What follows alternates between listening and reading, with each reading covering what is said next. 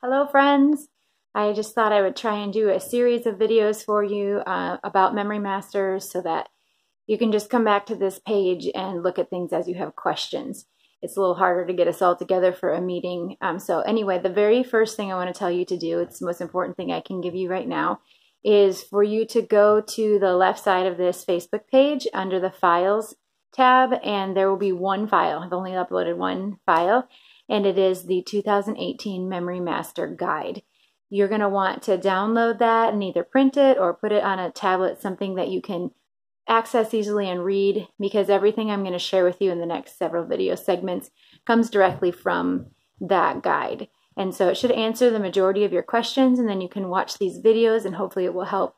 With that, I'm going to, in some future videos, give some demonstrations of what the proofing processes look like and how you should be practicing with your child at home. The tutors do model in class the way that we will be saying the memory work for proofing, so that already sets you up for success.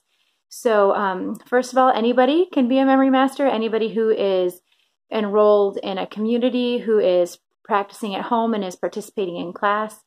And the goal of Memory Master is not really to have the title of Memory Master necessarily. It is to help instill the skills of subject memorization and recitation with the kids. Two skills that are going to really help them in their future.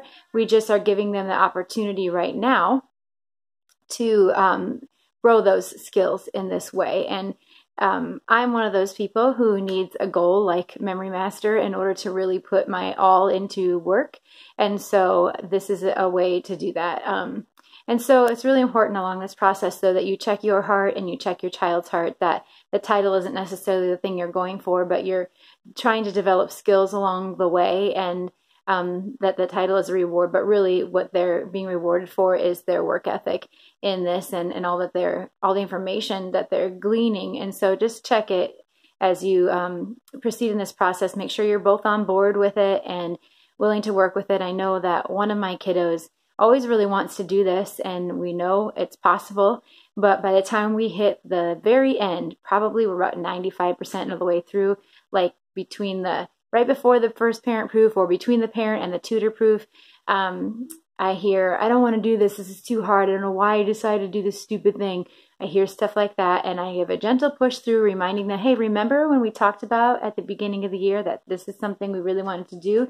And I know you're capable of doing it. Let's just give it our best. I'm not expecting, I'm not trying to put a lot of pressure on them. I know they can do it, I'm going to push them to do their very best, and we're going to love them regardless. And we always celebrate at home anyway. And so just reminding them that there is an end goal there. They can do it, and just positive and encouraging, but don't let your relationship with your child suffer because of this process. So just really gauge that. I know several of you are doing this as a way to help prepare for Challenge A. I think that's a great idea. So just continue on that route, and we'll be here to encourage you the best that we can.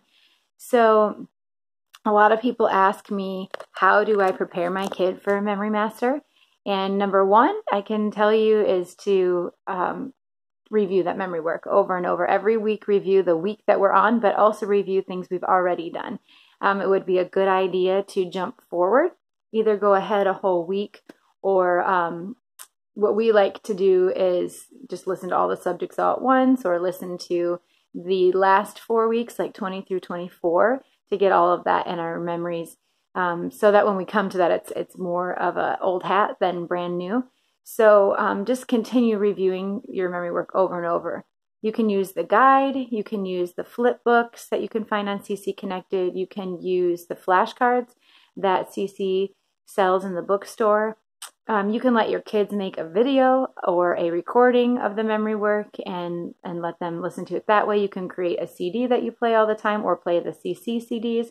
We keep them in our car, and most of the time. And we designate a time of the week when we're going to like piano or choir as the time where we're just going to listen through like a whole subject of material and see how far we can get, and then pick up there the next time.